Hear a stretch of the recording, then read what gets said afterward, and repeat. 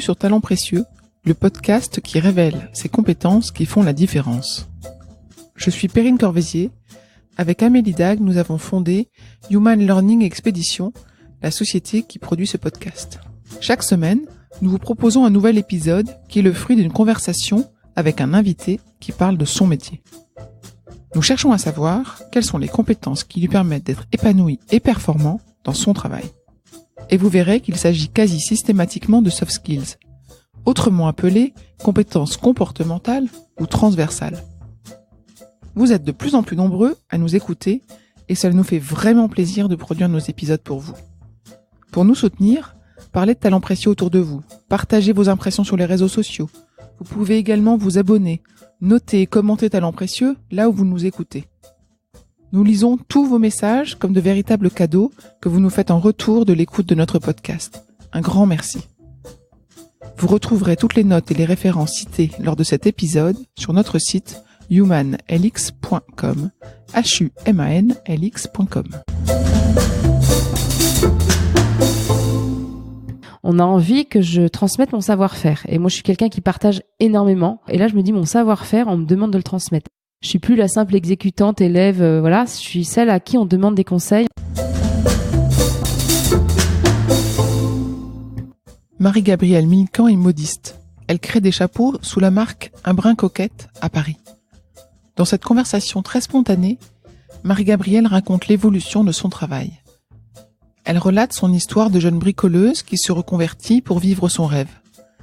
Elle expose la naissance d'une affaire au rythme de la constitution de sa famille, la professionnalisation des dernières années et les perspectives de sa marque.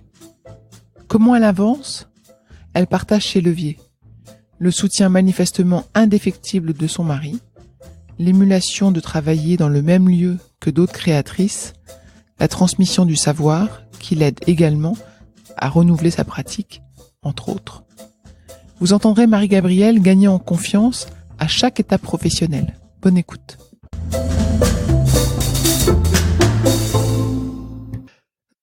Marie-Gabrielle, bonjour. Bonjour. Merci de nous recevoir le jour de ton anniversaire. Ah oui. Comme ça, je l'ai dit. Voilà. Est-ce que tu peux nous raconter ton métier ? Qu'est-ce que tu fais ? Je suis modiste sous la marque que j'ai créée Un Brin Coquette il y a maintenant une quinzaine d'années. Et donc, le métier de modiste, qui n'a rien à voir avec chapelier ou chapelière, enfin rien à voir, qui est différent. Modiste, c'est plutôt un travail de confection de chapeaux, de cérémonie, chapeaux d'exception, là où les chapeliers et chapelières font des casquettes, du coupé cousu. Mais des modistes peuvent aussi exercer ça, mais c'est pas ma partie. Moi, c'est vraiment du chapeau de cérémonie, mariage, cérémonie en tout genre et événements en particulier. Tu crées, tu conçois, tu coupes, tu colories. C'est quoi Alors, ton quotidien ? il y a énormément d'étapes dans un chapeau. Dans un chapeau un petit peu d'exception, je vais prendre l'exemple d'un chapeau qu'on me demande pour un mariage en tant que belle-maman, puisque finalement, c'est la majorité de mes demandes, des demandes de mes clientes. Je demande à la personne de venir avec sa tenue pour pouvoir lui proposer de teindre les matériaux sur mesure en fonction de la tenue ou des accessoires. Donc, je pars de modèles que j'ai créés, qui sont exposés dans mon showroom, mais je peux aussi complètement créer quelque chose avec l'imagination de la personne que j'ai en face. Et c'est ce que j'appelle un travail un peu à quatre mains, parce que la personne viendra avec une idée précise ou verra un modèle qui lui plaît à moitié et voudra se l'approprier en tant que pièce exceptionnelle. Donc, je teins, je coupe, j'apprête, je moule, je démoule et j'ai tout le travail de finition sur lequel je suis assez pointilleuse parce que je veux que ce soit joli même en retournant le chapeau. C'est ce que d'ailleurs m'a appris ma prof en CAP. Il faut que ce soit aussi joli dessus que dedans. Et ensuite, je fais aussi tout le travail de garniture du chapeau. Donc une fleur en soie, je peux tout à fait teindre un morceau de soie, créer des pétales, les monter avec du fil de laiton pour assortir. Voilà, pareil pour les plumes, des fleurs en plumes, des volutes en sisal. Et j'utilise un nombre assez varié de matériaux. Donc tous les matériaux ne se travaillent pas de la même façon, mais tous demandent des étapes de préparation très longues. C'est combien d'heures pour un chapeau en moyenne ? Alors justement, ça varie. Ça peut être un petit bibi monté sur serre-tête, on va dire. Ça peut, si tout est prêt, les teintures sont prêtes, ça peut me prendre une journée. En une journée, je peux créer le chapeau de la cliente, mais je communique pas trop sur le sujet parce que non, mais c'est vrai que là on est sur un podcast, donc personne t'entendra. Voilà, mais en tout cas sur mon site, c'est-à-dire techniquement je peux, mais après il me faut 3 semaines de délai de réalisation. En comptant aussi le délai de planning de rendez-vous, mais je peux très bien faire un chapeau en une journée accélérée à partir du moment où j'ai les pièces. Et si j'ai rien, s'il faut que j'aille acheter le sisal, le bintal, tous les matériaux, ben ça peut me prendre une semaine d'achat, ça peut me prendre 3 jours de teinture, d'encollage, d'apprêtage et toutes ces étapes-là. C'est pour ça que je donne un délai moyen de 15 jours à 3 semaines pour un chapeau. D'accord. Ça fait combien de temps? Tu disais 15 ans que tu as ton activité? Je me suis mariée en 2003 et j'ai commencé ma formation CAP l'été après mon mariage. J'attendais mon premier au Greta de la mode, donc à Paris, 2003, et on est en 2019. Donc avant ça, j'en faisais déjà pour moi. Je bidouillais comme beaucoup de personnes très douées de leurs mains peuvent tout à fait créer des choses maison, on va dire. Mais le CAP m'a apporté une technicité que j'avais pas et du coup a décuplé ma créativité. Donc c'est un CAP, c'est en 2 ans, c'est ça? Alors non, j'ai fait une formation pour adultes en accéléré. Alors je sais plus, c'est au Greta de la mode, c'était par Octave Feuillet. Je l'ai faite en 3 mois, septembre à décembre. Ensuite j'ai fait des stages au musée du chapeau, chez Point Commun, enfin chez des modistes. J'ai complété ma formation en faisant des stages de plumasserie et fleurs en soie, c'est-à-dire le travail de la plume, qui est un métier à part entière pour tout ce qui est métier du spectacle. T'as toujours voulu faire ça, ce métier-là, ou ça s'est arrivé par hasard? Comment ça arrivé? Alors, j'ai toujours été manuelle, pas très scolaire. J'ai passé beaucoup de temps dans ma chambre à être super calme et maman était persuadée que je bossais, puis en fait je bidouillais des rubans, des machins que je récupérais de maman qui cousait beaucoup. J'ai toujours vu une machine à coudre ouverte à la maison, des tissus, des soies, des choses, des boutons. Donc j'ai quand même été toute petite attirée par ça. À un moment donné, j'étais aussi très attirée par le métier de fleuriste. Donc c'est drôle parce que finalement, j'ai réuni tout ce que j'aimais dans un seul métier. Et puis j'ai quand même fait un cursus classique d'études. Alors pas de grandes études puisque j'ai fait un BTS, mais ensuite, même en travaillant, même en subissant mes études, parce que j'ai jamais été très épanouie dans mes études classiques, en parallèle, le week-end, je bricolais, je faisais des choses, je me faisais mes propres chapeaux pour mes mariages de copines. Donc j'ai toujours fait ça finalement. J'ai fait aussi à un moment donné beaucoup de bijoux que j'ai vendus. Donc toute cette partie-là m'attirait, mais on m'a jamais vraiment engagée à emprunter cette voie-là. Mes parents étaient pas non plus ou ne savaient pas forcément, on n'avait pas identifié, puis c'était à une époque où finalement hors du cursus classique, point de salut, donc on nous engageait plutôt à passe ton bac d'abord. Et bon, je regrette pas, ça s'est passé comme ça, mais c'est vrai que maintenant quand je vois mes petites stagiaires qui arrêtent en terminale ou même en 3e et qui font ce qu'elles aiment et qui sont passionnées et qui sont surtout à un niveau de technique qui m'impressionne, je me dis peut-être que si j'avais commencé plus tôt, bon voilà. Pas de regret non plus, mais donc j'ai toujours fait ça. Et puis quand je me suis retrouvée au chômage après un licenciement dans un cabinet de chasse de tête où je travaillais dans les années 2000 là, j'étais j'avais un projet de fiançailles, mariage avec mon cher Frédéric et puis qui voyait que professionnellement ça prenait une tournure compliquée. On était à une époque où on venait de vivre le 11 septembre, donc les boîtes bougeaient plus et étant dans la chasse de tête, il y avait plus beaucoup de missions. Le cabinet a commencé un petit peu à péricliter, donc c'était le moment entre guillemets de me retrouver au chômage. Donc je me suis effectivement retrouvée au chômage, de chercher un petit peu du boulot, mais en même temps je me disais je vais me marier, je vais sans doute avoir des enfants, donc est-ce que vraiment j'ai envie d'avoir un boulot alimentaire dans l'assistanat, chasse de tête ou autre, voilà, ou est-ce que j'en profite pour changer de créneau. Et en fait, Frédéric m'a poussé en me disant mais fais un truc qui te plaise, mais fais-le. Donc j'allais à la PEC chercher dans les classeurs parce que les infos ne viennent pas à nous. Donc j'ai cherché, je suis tombée sur ce classeur, je me souviendrai toujours, où il parlait des formations pour adultes. Je me suis dit déjà ça me parle, formation pour adultes, Greta, groupement des établissements pour adultes. Et là t'as Greta plomberie, Greta je sais pas quoi, Greta couture, Greta de la mode. Et là ça a commencé à s'affiner. Et là je vois Greta Modiste Chapellerie. Je me dis, mais c'est exactement ce que je veux faire. Étant donné que le premier coup de cœur en termes de métier de modiste que j'ai eu, c'est à l'occasion du mariage de ma grande sœur Cécile, où on a dû se faire des chapeaux, forcément, maman, mes sœurs et moi. On a été amené à rencontrer Agnès Erard de Point Commun, qui avait un très bel atelier de modiste. Et quand je suis rentrée dans ce fond de cours et dans son atelier, il y a eu une vraie révélation, un rêve, quoi, éveillé, des chapeaux partout, des couleurs, des plumes, des oiseaux, des papillons. Et là, il y a eu un déclic, mais je pouvais pas le dire entre guillemets parce que j'avais mon bac à passer. Mais je me souviens de cette image et ça m'a jamais quitté. Et le fait d'avoir quelqu'un qui m'a dit, vas-y en fait, pourquoi tu le fais pas? Parce qu'en fait, je faisais quoi? Pour faire plaisir. Je faisais pas, voilà. Puis pour avoir un boulot un peu sérieux, pour payer le loyer, la voiture, il fallait quand même avoir un vrai salaire. Et c'est vrai que quand on est parent, on dit à ses enfants, voilà, il faut un métier. Et faire des chapeaux ou enfiler des perles ou faire des colliers, c'est pas considéré comme un métier. Et la chance que j'ai eue aussi, c'est que c'était un concours de circonstances, donc un mariage qui était prévu, le mien en l'occurrence, et Fred qui me disait, on n'aura plus qu'un loyer puisque tu quitteras ton appartement.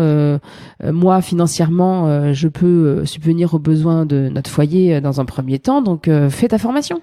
Et je me suis autorisée en fait à la faire. Elle était très chère puisqu'à l'époque on était en francs, elle était à quasiment 15 000 francs. Et toutes les indemnités de licenciement sont passées dedans. Mais j'étais super contente de pouvoir symboliquement investir là-dedans et mettre de l'argent pour une vraie formation. Et donc j'ai fait ce CAP. Et là, effectivement, la créativité est née encore plus qu'avant. Enfin, il y avait un véritable envol quand j'ai fini ma formation et que j'ai complété en plus par les stages dont je t'ai parlé. Et là, c'était lancé. Dans ma tête, c'était lancé. T'as toujours voulu être à ton compte ou t'as imaginé à un moment donné rejoindre une entreprise de modistes qui employait des gens pour faire partie d'une équipe? Alors, objectivement, je me suis pas vraiment posé la question parce que ça impliquait d'avoir une réflexion administrativo-carriériste et je suis tout sauf ça. Je vis vraiment par passion. Donc le métier, je le vis par passion. Il se trouve que j'attendais un petit bout de chou, donc je me voyais pas le laisser. Puis j'avais pas forcément de place en crèche. Donc après le stage chez Point Commun, effectivement, où j'ai été hyper heureuse et pourtant j'étais bien enceinte, j'avais du mal à accéder à ma table avec mon gros bidon. J'ai pas pu faire tout ce que j'avais envie de faire, mais j'ai vécu dans un univers qui m'a fait rêver et qui m'a encouragée à me dire waouh, si un jour j'ai ça, alors là j'aurais tout réussi. Et puis donc j'ai commencé comme beaucoup dans la salle à manger, puis t'investis petit à petit la table, machin, il y en a partout, ça prend de la place, un bébé qui arrive, on déménage dans un appartement plus grand, chouette, il y a une chambre de bonne qui fait office de soi-disant atelier mais en fait de pièces de stockage parce qu'elle est au 7e étage. Donc à nouveau tu investis la salle à manger, il y a du sisal partout, des plumes, des éléments très très colorés et très joyeux mais qui occupe beaucoup l'espace familial, mais j'ai un mari super patient qui s'est jamais plaint, même dans la salle à manger à l'époque de cet appartement-là. Et puis un deuxième enfant arrive, et puis un troisième, puis là tu te dis bon, qu'est-ce que je fais? Sauf qu'effectivement, quoi qu'il arrive, à partir du moment où j'ai commencé à vendre, parce qu'au début c'est les copines qui t'achètent, la famille. À partir du moment où j'ai commencé à vendre, je me suis dit bon, qu'est-ce que je fais en termes de, j'ai quand même un mari avocat, ce serait idiot de se faire pincer juridiquement parce que bon, voilà, je gagnais pas non plus énormément, mais je commençais un petit peu. Et là, Sarkozy a sorti le statut d'entrepreneur en 2007, je crois. Et j'ai tout de suite saisi le truc. Donc, j'avais déposé ma marque à l'INPI un tout petit peu avant. Un an avant, je crois, parce que déposer une marque, ça n'a rien à voir. Mais c'était parce que j'avais l'intention d'avoir une marque sur mes chapeaux. Je l'avais trouvée. Et j'avais envie d'avoir une identité, quoi. Donc, un brin coquette est né. La marque, mais encore de manière artisanale, bouche à oreille. Et puis, le fait d'avoir ce statut d'auto-entrepreneur, ça me donnait une certaine, légitimité. Ça m'obligeait à être un petit peu plus rigoureuse sur ma comptabilité, sur mes prix de chapeau, parce que j'ai eu énormément de mal à fixer mes prix au début, puisque j'aimais tellement ce que je faisais, mais il vous plaît, mais prenez-le, madame. Et puis, ah oui, au fait, il a un prix, mais je ne sais pas lequel. Donc tout ça, c'était ce côté, l'artiste vraiment dans toute sa splendeur. Et puis le statut d'auto-entrepreneur m'allait bien, puisque c'était assez simple. En termes, moi, il me fallait pas beaucoup de compta, la TVA, la récupération de TVA, et pourtant j'avais fait des études avec un peu de compta, mais voilà. Je voulais quelque chose de simple, efficace, et du coup, j'ai déposé mes statuts. Et on a changé d'appartement, j'ai continué à grossir, j'ai commencé à prendre des stagiaires aussi, à former des personnes, d'avoir des demandes de stage. Donc là, tu te dis bon, ça c'est sérieux. Et puis c'est surtout ce qui est très touchant, c'est de se dire on a envie que je transmette mon savoir-faire. Et moi, je suis quelqu'un qui partage énormément, que ce soit mes recettes de cuisine, que ce soit mes bons plans fringues, que ce soit. Et là, je me dis mon savoir-faire, on me demande de le transmettre. Et là, encore une petite étape. Je suis plus la simple exécutante élève, voilà. Je suis celle à qui on demande des conseils, on demande d'être formée. Donc des filles qui travaillaient soit dans des écoles de mode, S-mode, voilà, soit des demandes spontanées. Et puis ensuite, le fait d'avoir grandi en termes de carnet de commandes, je commençais à être un petit peu à l'étroit d'un point de vue espace. Et c'est là que la question de est-ce que je prends une boutique, est-ce que je m'associe, mais je me voyais pas rejoindre un atelier, parce que finalement dans ce métier-là, tu es tout de suite, tu es petite main, tu es exécutante dans ces ateliers-là, que ce soit des grandes maisons comme des petits ateliers ou moyens ateliers, tu n'as pas ce statut de créatrice. Voilà, s'associer c'est compliqué, hein, il faut quand même avoir des affinités, il faut avoir la même patte un petit peu, le même sens du beau, enfin les mêmes goûts. Donc j'étais très contente d'être seule, de continuer toute seule. Sauf que la solitude au bout d'un moment chez soi, ça a ses limites, je pense. Et alors du coup, je crois que maintenant tu es dans un atelier, c'est ça? Vous êtes plusieurs créatrices? Voilà, donc il y a eu le petit détonateur, a été le salon du mariage 2017, je crois, ou 2016. Donc là, j'avais donc ma petite dernière, parce que ma vie de modiste a quand même un gros lien avec ma vie de maman de 4 enfants. Ma petite dernière, donc Faustine, avait 3 ans, allait rentrer à l'école. Donc j'ai toujours bossé. J'ai même emmené des chapeaux en salle de prépartum quand j'avais des accouchements un peu longs, où j'avais 3 points à faire. Non mais lunaire, mais en même temps, je sais pas, j'ai du mal à lever le pied. Puis j'ai des enfants qui arrivent à des moments où je m'étais dit ah bah non, la cliente arrive lundi, je lui ai fixé un rendez-vous, son chapeau est pas fini. Donc Fred repartait, tu peux m'apporter le bandeau machin avec le fil rose, une aiguille, t'inquiète, et je finissais de coudre mes trucs. Et dans un sens, je t'avoue que comme j'ai eu des naissances un peu compliquées, ça m'obligeait de penser à autre chose. Mais voilà, ma petite dernière, 3 ans, entrant à l'école, je réussissais à combiner, mais je sais pas, en fait rétrospectivement, je sais pas trop comment j'ai fait sans devenir un peu zinzin, parce que j'avais ma vie de famille de 4 enfants de maman à la maison, j'avais mon atelier à la maison, mes clientes à la maison, donc et mon espace maison très occupé, même si j'avais une pièce à part entre guillemets qui était aussi notre dressing au fond de l'appartement. Enfin dressing qui était en permanence obstrué par un fil de centrale vapeur, tu sais, qui voilà, plugué au mur parce que j'ai des prises hautes, et mon mari devait enjamber son fil pour aller chercher ses chaussettes dans son tiroir. Bon, tu me diras, il aurait pu débrancher la prise, hein, mais les hommes et leur technique pour contourner l'obstacle. Donc c'est moi en fait qui en ai eu marre, alors que Fred disait rien. Les enfants finalement n'ont jamais trop touché à mes affaires, ils ont été assez cool pour ça. Mais moi j'en avais marre. Et puis je réfléchissais, mais je me disais une boutique c'est hyper cher. Être toute seule, oui, mais à la hauteur de combien est-ce que je peux prendre un loyer sur les épaules? J'ai eu le salon du mariage comme proposition. J'ai eu un stand. Là, effectivement, ça a décuplé les commandes, et notamment les commandes d'hiver, parce que finalement, il y a un salon du mariage en septembre et il y en a un en janvier. Et septembre, tu couvres toute la saison d'hiver. Et finalement, dans Paris, il y a beaucoup de mariages l'hiver. Et là, j'avais une nouvelle clientèle tout à fait différente. Et c'est ça qui était intéressant aussi, c'est que j'étais pas aussi dans ce petit confort habituel. J'étais obligée d'avoir des challenges autres. Elle me demandait de travailler des satins, des tissus, d'autres moulages. Et ça renouvelait non seulement la clientèle, mais aussi mon panel de modèles. Et là, effectivement, j'ai lancé, je crois, sur Facebook un appel et sur Gens de Confiance à un appel une demande de local. Avec une fourchette pour le loyer, et c'est à ce moment-là que Isabeau me répond: ne fais rien sans qu'on se soit pris un café, j'ai un plan sous le coude, il faut que je t'en parle, on se prend un café quand tu veux avec Marie. Et on était toutes avec les mêmes impératifs, les mêmes paramètres. Envie de voir aussi d'autres gens, voilà, arrêter de rester chez nous toute la journée. Et puis mutualiser un espace, et puis mutualiser une clientèle, pourquoi pas, parce que finalement, tout ce qu'on fait a un petit fil rouge autour du mariage, des naissances, des communions, des cadeaux, voilà. Et ensuite, donc ça, c'était en octobre 2018, c'est ça? 17, oui, pardon, j'ai déjà ça passe. Et puis on a eu la chance de tomber sur cet atelier rue Boissière qui nous a plu à tout de suite, qui était dans un état impeccable et le loyer était juste parfait, quoi. Et depuis, voilà, l'aventure est partie. Parfait. On mettra les références de l'atelier sur le site. Qu'est-ce qui est différent aujourd'hui? Qu'est-ce qui est Alors, il y a cette synergie entre vous, il y a le fait de travailler à plusieurs, donc de collaborer avec d'autres créatrices. Tout est différent. Tout est différent. Alors là, tu viens d'évoquer tout ce qui est entre guillemets commun.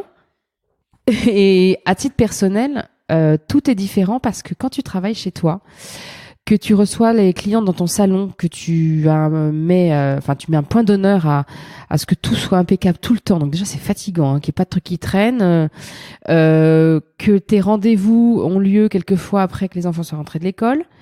Voilà, quand tout ça se passe chez toi, ça demande une énergie de dingue. C'est épuisant.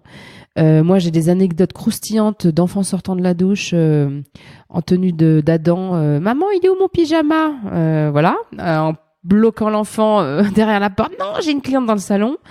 Alors heureusement, j'avais des clientes hyper sympas et très conciliantes, mais c'est pas évident parce que à l'intérieur de moi, je me sentais pas crédible, je me sentais pas légitime de tout ça, bien que ça ne changeait rien en ma qualité d'artiste, en ma créa et tout. Je livrais des chapeaux et tout, mais je pense que quand on ouvre la porte de son appartement pour recevoir chez soi dans un contexte où on n'a pas vraiment une pièce à soi, parce qu'il y en a qui travaillent chez eux, mais la partie pro est complètement isolée de la partie maison, habitation. Moi, tout était mêlé. J'avais des bassines de teinture dans ma cuisine à côté de la bassine de pâtes. Je pense que les enfants ont eu de la chance de jamais manger de pâtes bleues ouvertes. J'avais des cisales qui dégoulinaient dans la baignoire. Pareil, ils ont pris des bains quelquefois de couleurs douteuses. Au niveau, sanitaire, je sais pas si c'est excellent non plus. Bon, je mettais un point d'honneur quand même à bien nettoyer et je les ai pas laissés se baigner dans des teintures toxiques, mais c'est schizophrénique par moment parce que j'avais pas le choix, quoi, mais je faisais. Et puis j'ai un côté aussi un peu machine de guerre où j'avance et je fais et puis je me pose pas de questions. Mais ce qui a changé, donc c'est le fait de se dire ça y est, maintenant j'ai un atelier. Déjà j'ai de l'espace, c'est mieux rangé, mes chapeaux sont plus présentables entre guillemets. Et puis la chose majeure, c'est en étant un petit peu obligée de mettre plus le nez dans ma compta, mes tarifs, mes dépenses, voilà, parce que quand on a un loyer, des frais, tout ça, on peut plus s'amuser à faire sa compta au lance-pierre. Il faut avoir un tableau Excel. Moi, j'avais ça sur papier, la gomme, au crayon. Donc, je suis devenue un petit peu plus sérieuse et assidue. Moi, je t'avoue qu'un tableau Excel, j'ai l'impression qu'il va m'avaler tout cru. Donc, c'est un vrai travail à faire, mais il faut le faire. Et puis, un truc basique, c'est les prix de mes chapeaux. Ça, c'est un truc, et j'ai été fière parce qu'au début, je m'excusais limite d'afficher des prix, je m'excusais de recevoir chez moi. Je mettais des tarifs. Alors oui, ça, j'étais contente parce que le mot se refilait comme quoi je faisais des trucs canons et à prix tout à fait abordable. Donc c'est plutôt touchant dans un sens, mais j'ai repris mes factures de fournisseurs du début. Donc tu vendais à perte? Mais quasiment. Enfin, c'est-à-dire que c'était cadeau, quoi. Alors effectivement, ça en a décoiffé dans le sens, sans jeu de mots débile, plus d'une, parce que j'ai pas doublé mes prix non plus, mais il a fallu que je réajuste mes prix, que je vois que finalement le mètre de cisale, il était plus à tel prix, mais il était fois 2,5, parce que les fournisseurs, eux, avaient tenu compte du cours du cisale. Les plumes, c'est devenu hyper cher. Moi, je continue à faire des trucs à bas prix, à prix, c'était pas raisonnable de les vendre comme ça. Et ça a tout changé parce que du jour au lendemain, étiqueter et dire c'est à tel prix. Après, l'autre truc, c'est que j'avais toujours un peu mauvaise conscience de me dire la personne manifestement peut pas se l'offrir, c'est gênant, et puis je baissais, quoi. Enfin comme ça, j'ai bon, effectivement, je peux vous faire un petit geste, puis tu vois, comme je trouve tout le monde sympa, les petits gestes, j'en fais tout le temps, quoi. Sauf que c'est pas sérieux. Donc je suis pas devenue non plus une espèce de dragon avec les dents qui rayent le parquet, mais j'ai dû raisonnablement adapter mes prix, ma compta, mes dépenses, et voilà. Maintenant, j'ai tellement suffisamment de clientes, on va dire, que je suis désolée si la personne peut pas acheter le chapeau à ce prix-là. Je lui propose éventuellement quelque chose plus dans son budget, mais qui sera moins spectaculaire que celui sur lequel elle avait rêvé. Mais j'arrête de brader, j'arrête de m'excuser, voilà, parce qu'on est dans un quartier cher, la vie augmente sans arrêt, et moi j'augmentais pas. Et en 15 ans, toutes mes factures avaient augmenté, mais mes prix n'avaient jamais augmenté. Et le jour où j'ai emménagé dans cet atelier, de toute façon ça s'est imposé à moi, je me suis dit, voilà, là je suis fière d'en être arrivée là, et il faut que ça suive derrière, que ce soit cohérent. Tu disais que tu formais des jeunes stagiaires, tu continues à en avoir aujourd'hui? Oui, ouais, régulièrement. Tu aimes bien ça?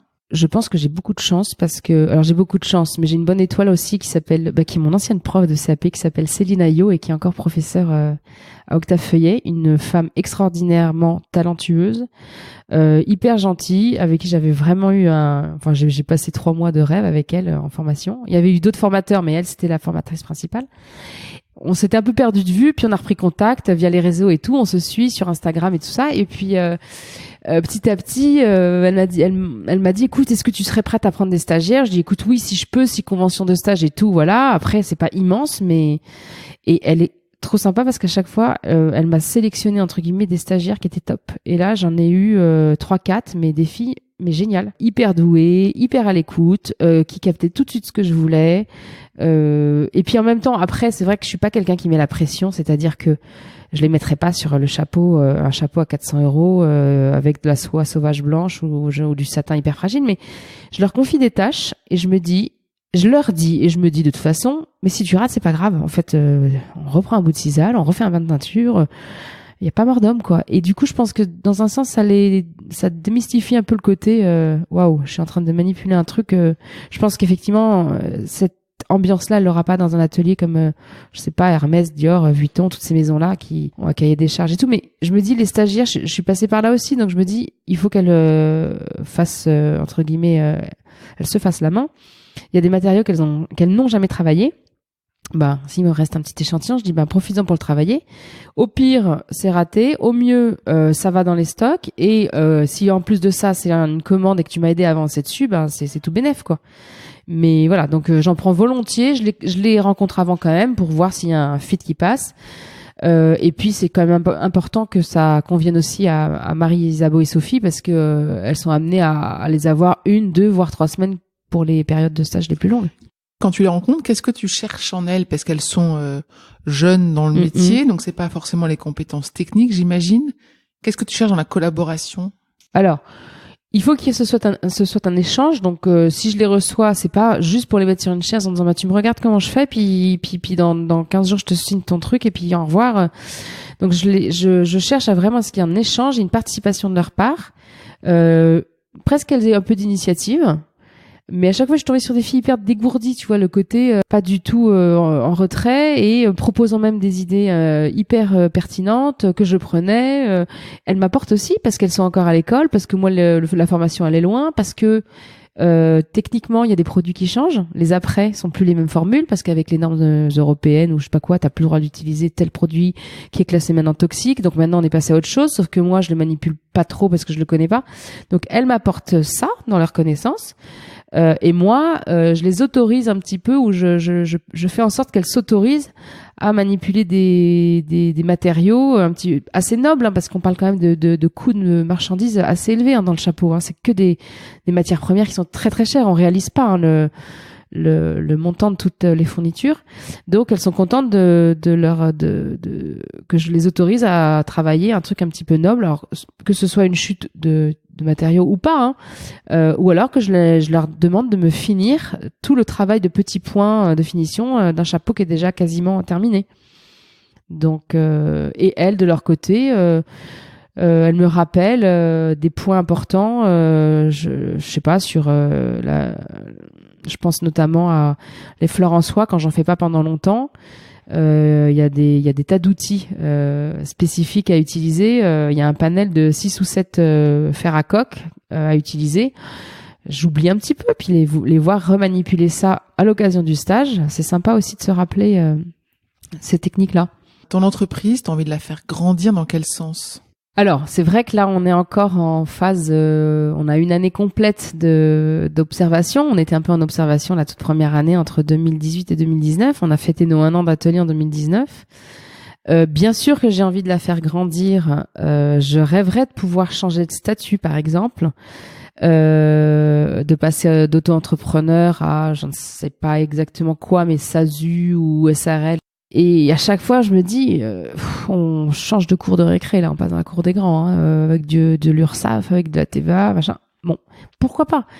Il faut que ça arrive au bon moment. Là, j'ai encore des enfants en bas âge. Le rythme a sérieusement changé à la maison. Il a fallu un temps d'adaptation pour tout le monde.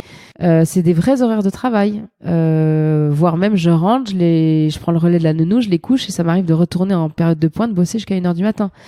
Donc là, j'absorbe au prix quand même de fatigue énorme, de maux de dos parce que c'est un travail très physique. Donc grandir, oui, mais je veux pas grandir pour grandir parce que voilà, super marque connue, donc j'embauche 3 personnes. Bien sûr, dans l'idéal, ce serait merveilleux, mais je suis assez prudente aussi. J'ai pas envie de me louper. Et bien sûr grandir, mais effectivement, ce qui est sympa aussi, c'est que c'est hyper agréable d'avoir cette cohabitation, colocation avec les 3 filles. J'ai goûté à ça. Effectivement, il faudrait que je pense à l'après, l'année prochaine. Alors, on a de toute façon, si on avait un loyer la première année, puis après on s'engage pour 3,69. Bon, voilà, je suis assez carpe diem, mais effectivement, une fois que les enfants grandiront et qu'ils auront un petit peu moins besoin de moi, pourquoi pas avoir ou associée ou collaboratrice. Je pense notamment à Madeleine que j'ai formée, que j'ai formée sans CAP, sans rien. Elle n'était pas en formation. Elle est venue à la maison du temps où j'avais mon atelier chez moi. C'est la fille d'amis, donc pas de problème. Je l'ai formée. Elle prétendait être couturière du dimanche pour reprendre sa propre expression. Il s'est avéré qu'en fait les points étaient parfaits, tout était nickel, c'était impeccable, moi ça me convenait tout à fait. Et puis petit à petit je dis mais ça te dirait pas parce que t'es douée, t'aimes bien les chapeaux. Donc elle a passé le CAP, elle l'a eu. Et puis sa vie a pris une autre tournure, elle a rencontré son mari, elle s'est mariée, elle est maman. Elle a un tout petit, donc je peux pas non plus lui demander, voilà, mais je sais que ce serait le genre de personne typiquement avec qui je pourrais cohabiter dans ce travail. Mais il faut être dès le départ d'accord sur les tenants et les aboutissants de chacun. Et la répartition des rôles, parce que t'es très créative, donc j'imagine que dans une entreprise comme la tienne, partager la créativité, c'est pas forcément facile. Je suis pas fermée à la au contraire, je suis toujours émerveillée de voir la créa de l'autre. Je vois pas ça comme une concurrence directe ou un frein ou une barrière. Enfin, si la concurrence est faite de manière saine et loyale, voilà. Au contraire, c'est un métier qui se mourait il y a quelques années. Il y avait quasiment plus de modistes. Là, il y a l'air d'avoir à nouveau un engouement. Il y a du travail pour tout le monde. J'ai envie de dire, mais créons quoi. Donc, quand au sein de ma propre marque, enfin de mon propre atelier, je découvre qu'une stagiaire a créé un truc hyper sympa, je me dis pourquoi pas. Donc c'est vrai que ça peut être même complémentaire parce que moi j'ai pas forcément de recul sur moi-même, j'ai quand même le sentiment d'avoir un large panel de styles, c'est-à-dire que pas forcément pour citer de marque, mais il y a des créatrices, tu sais que c'est telle créatrice parce que c'est tel modèle de paille cousue, telle forme, tel truc, tel matériau qu'elle utilise énormément, ou elle utilise énormément de Bintal, donc on sait que c'est cette créatrice. Et en fait, moi, j'aime pas qu'on me mette des étiquettes, j'ai pas envie qu'on me dise ça devient un brin coquette ou ça c'est. Donc c'est pour ça que je fais des trucs, mais même qui plaisent pas forcément à tout le monde, tu vois, des bibis un petit peu foufou, ou des énormes chapeaux caplines ultra classiques que les filles un peu modernes ne trouveront pas à leur goût. Donc j'aime bien parce que j'ai aussi un large panel de clientes, mais j'aime bien diversifier. Et puis surtout, je m'ennuie quand j'ai fait 4 fois le même chapeau. Et encore 4 fois, alors je peux partir d'une même base, mais donc la créa, j'ai le sentiment quand même que c'est possible de la renouveler tout le temps. Et ce qui peut être intéressant dans une collaboration. Après, je parle de choses qui n'existent pas. J'en sais rien. Si ça se trouve, si je me mettais en collaboration avec quelqu'un, ce serait très tendu parce que ce serait pas mon goût. Mais je me dis pourquoi pas essayer déjà. Et ensuite, je me dis à deux, ça existe, hein, les modistes qui sont à deux. Ta marque, comment est-ce que tu l'as fait grandir en notoriété? Comment est-ce que tu l'as fait connaître? Au tout début, quand je l'ai déposé à l'INPI, tout de suite, j'ai fait mon propre site internet. dans lequel j'ai inséré des partenaires concernant le mariage. Alors c'était sono, lieu de réception, faire part, et en contrepartie, ils me mettaient en lien. Facebook ensuite très vite est arrivé, donc je me suis créé une page, Instagram aussi tout de suite. Donc j'ai surfé forcément sur tout ça, et je suis quand même très très active en termes de posts sur mes différentes pages. De temps en temps, j'organise des petits concours pour faire connaître la marque, en demandant du relais, de taguer des amis. Je fais gagner des petites choses. Et puis, le salon du mariage j'ai fait 2 fois, donc a été aussi un gros tremplin en termes de communication. Mais c'est vrai que ça, c'est une grosse part chronophage dans mon métier, parce qu'en tant qu'auto-entrepreneur, je fais tout. Je fais ma compta, je cherche les matières, je fais la webmasteuse. Enfin là, ça y est, je vais déléguer un peu parce que je refais mon site qui va ressortir dans quelques jours. Mais les réseaux sociaux, bon, après tout est hyper pratique, hein. On a tous notre téléphone à portée de main et publier. Voilà, le seul truc, c'est que je suis peut-être pas encore très au fait de ce qui se fait. Je crois qu'on peut préparer ses publis et les prévoir. Donc je suis pas encore, mais bon voilà, les réseaux sociaux ça marche pas mal, bouche à oreille, et puis les différents groupes sur Facebook de mariage, de créatrices et des choses comme ça. Et tu aimes bien animer ta communauté? Ouais, ça c'est un truc que j'aime bien, parce que c'est vrai que ça me prend du temps, mais je trouve ça hyper sympa quand j'ai un beau chapeau qui sort de l'atelier ou qui sort de mon imaginaire qui est réel, et on a la chance d'avoir une super jolie cour. Je fais une petite mise en scène. J'aime bien faire de la photo, moi, en plus. Donc, j'ai un petit appareil compact, très sympa. Je le sors, je fais la mise en scène, je prends le chapeau, la pochette assortie ou pas. Enfin, et je publie. Et c'est toujours agréable d'avoir, mes 2000 et quelques followers qui mettent. Alors peut-être pas tous, mais qui, en tout cas, de savoir que ça s'affiche sur plusieurs murs. Et puis ça grossit de jour en jour. Hein, de toute façon, je le vois. Qu'est-ce que tu aurais aimé apprendre plus tôt ou savoir plus tôt? C'est ce que je te disais tout à l'heure. C'est le CAP, tu peux le faire dès la 3e. C'est une formation parce que les élèves d'Octave Feuillet, quelquefois, sortent d'école en 3e et attaquent le CAP. Je me le suis dit. Je me suis dit, c'est dommage que ce truc qui me titillait, ce côté manuel. Mais bon, tu vois, je suis d'une famille de 7 enfants. Je pense que maman, elle avait d'autres chats à fouetter que d'identifier spécifiquement pour moi ce pourquoi j'étais faite. Donc étant donné que j'ai des frères et sœurs qui scolairement cartonnaient, d'un point de vue étudiant cartonnaient, on fait tous des super études. Donc effectivement, je suis d'une famille où les études c'est important. Donc mon côté artistique, on l'a jamais nié, on l'a jamais étouffé, hein, parce que franchement, de toute façon je l'ai imposé, hein, j'en mettais partout, j'étais hyper bordélique, pardonnez-moi l'expression, mais du ruban, de la colle, des perles, des machins, je gardais tout aussi. Donc, mais c'est pas, on n'a jamais misé sur moi, quoi. J'étais pas forcément le bon cheval sur qui on s'est dit, oh alors elle, on va la pousser à fond, elle va faire Sciences Po et tout. Bon. Donc on m'a plutôt tiré en me disant, va jusqu'au bac. J'y étais péniblement, j'ai fait des études, j'ai pas aimé. Si j'étais bonne en langue, donc ça c'était pas mal. Donc je me suis à un moment donné demandé si je n'allais pas faire des études de langue. Bon, enfin, me voir prof d'anglais, pas du tout. Mais je trouve dommage que plus tôt on m'ait pas aidé à m'orienter. Voilà. Qui est-ce que tu as admiré dans ta carrière professionnelle? Qu'est-ce qui a beaucoup compté pour toi? Mon mari, qui m'a porté, poussé, engagé. Alors, au début, pied à l'étrier, confiance, vas-y, fais ce que t'aimes, mais va au bout. Ah ouais, il m'autorise à faire un truc complètement dingo, on va me prendre pour une folle, en plus reprendre des études alors que je bossais. Enfin, donc là, la confiance, une fois que je l'ai fait, alors il exprime pas au quotidien énormément, mais je sais qu'il est fier de moi, je sais qu'il admire et tout. Et puis il a toujours été là, puis même financièrement, tu vois, c'est aussi une des raisons pour lesquelles je veux pas grossir entre guillemets trop vite et porter des charges exubérantes sur les épaules, parce que je peux pas l'emmener avec moi dans mon plantage et lui demander d'éponger des dettes si dette il y avait. Donc je veux être très prudente sur le sujet. Je suis déjà assez fière de porter mon loyer, de réussir à le supporter sans problème. Donc lui a compté parce qu'il a autorisé à verbaliser et à acter tout ce que j'avais envie de faire. Après, c'est vrai que ce qui est rigolo, c'est qu'il était très content quand j'étais à la maison. Il se plaignait pas, hein, ni du bazar, ni de tout ce que je t'expliquais tout à l'heure. Mais le jour où je lui ai dit atelier, Marie, Isabeau, Sophie, voilà, Bruboissière, machin, super, on y va, on fonce. Ah ouais, t'es sûr? Mais tu vas y arriver?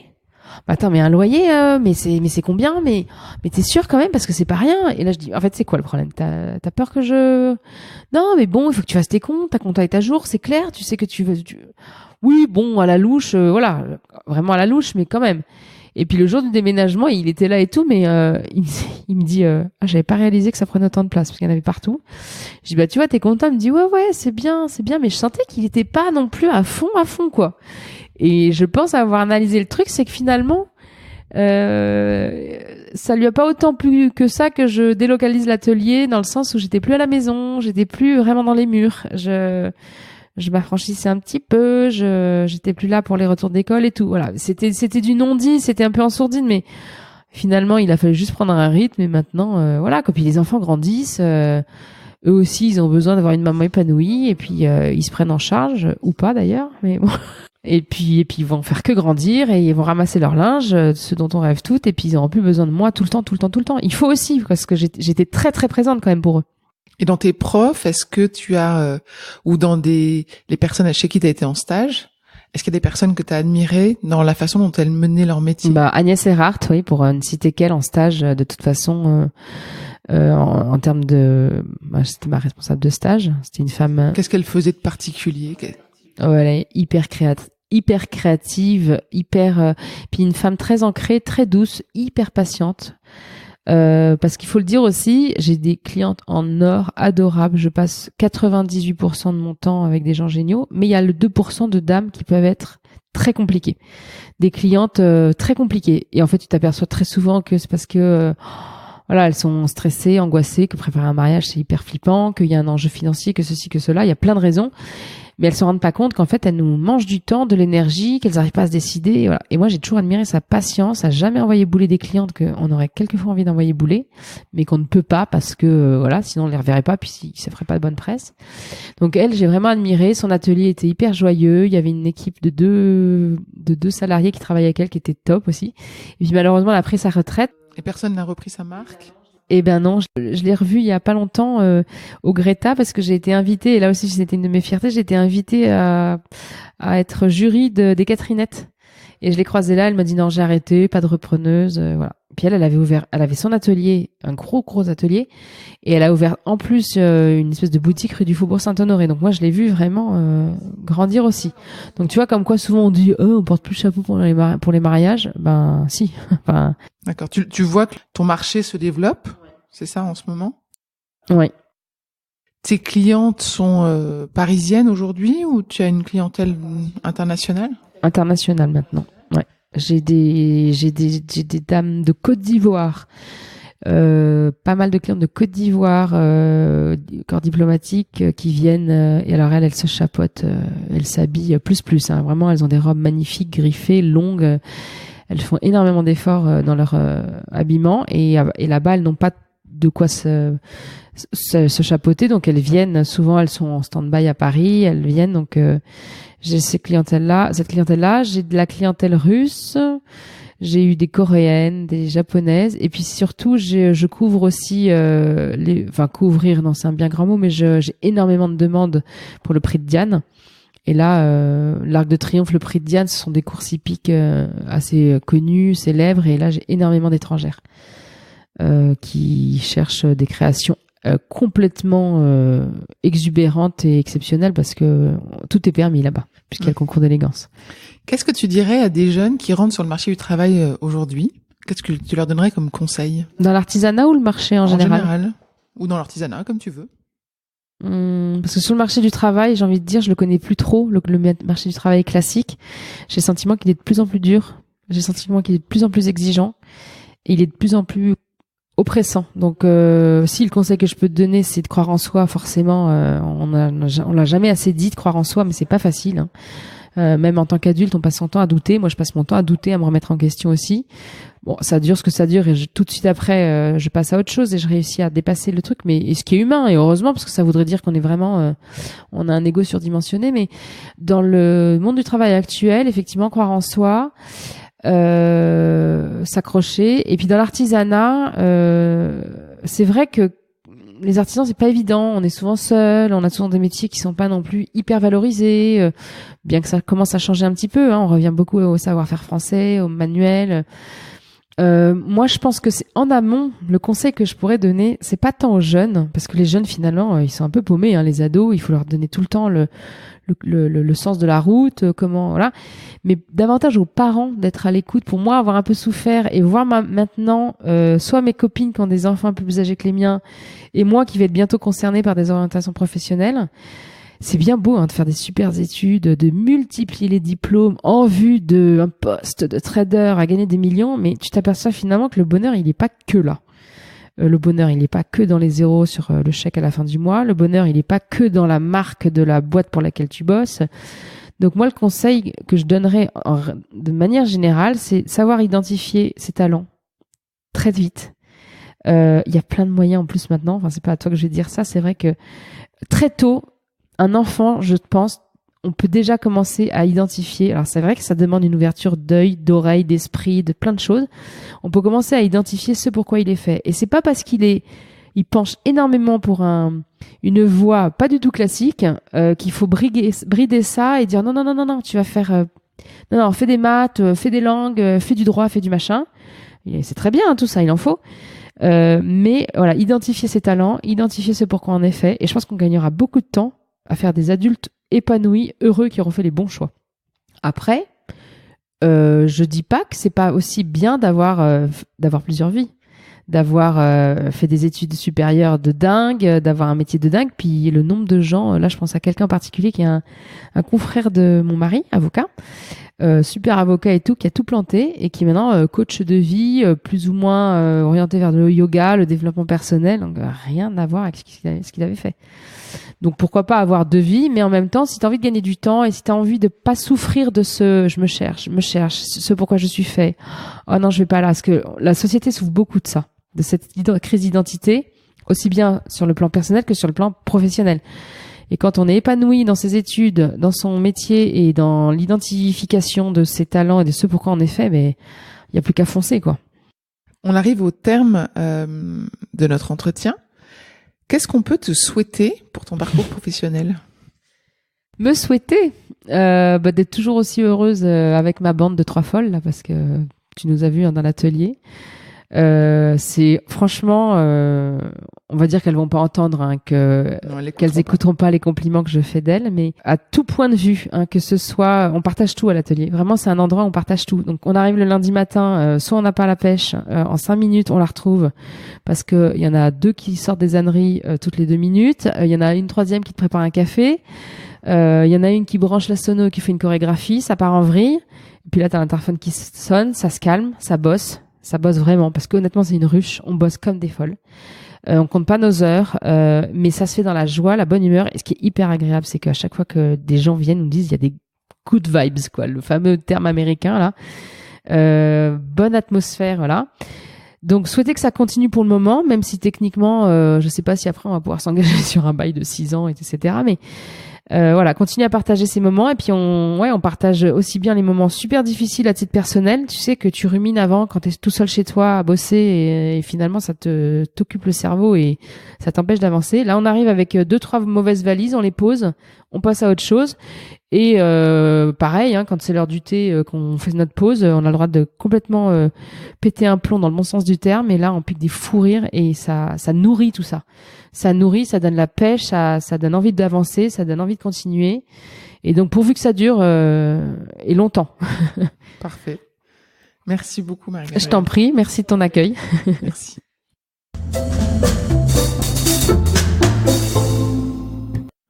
J'espère que vous avez apprécié ce podcast autant que nous avons aimé le préparer et l'enregistrer. Talent précieux vous est proposé par Human Learning Expedition ou HLX. Nous accompagnons ceux qui font bouger les lignes et tout leur écosystème dans la réussite de leur projet de transformation. Pour en savoir plus sur HLX, connectez-vous sur humanlx.com, humanlx.com, ou suivez-nous sur Facebook, sur Instagram, sur LinkedIn ou sur Twitter. Merci pour votre écoute et à bientôt.